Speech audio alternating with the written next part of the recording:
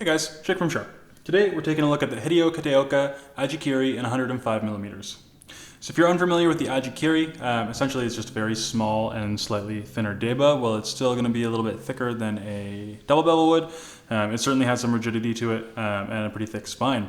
It is a single bevel. The handle is going to be a D-shape rosewood handle with a packwood ferrule. Show you guys the profile of that there. Really nice fit and finish on the handle and on the whole knife at that.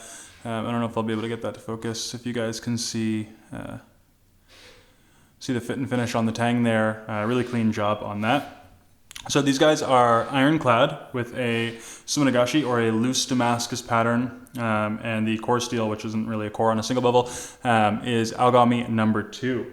These guys are heat treated to about 62 to 63, so they are on the harder side. That being said, especially when you're working on small fish that you'll be using a deba like this for, you can still crack the head off, just making sure to go in between the spine bones and hopefully not through them. This guy weighs in at 81 grams. So again, even though it's a single bevel, it is rather thin and it is rather small, so it's still on the lighter side. It has a 3 millimeter spine.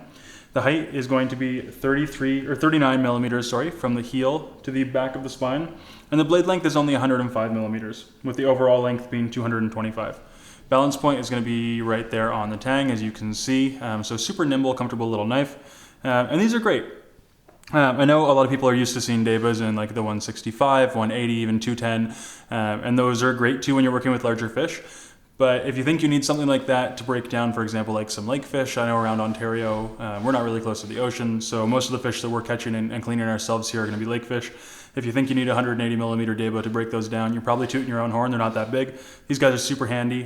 Being the size and the thickness that they are as well, these guys are pretty fantastic to even break down chicken if you don't have a Haneske and you don't want to beat up your petty too bad.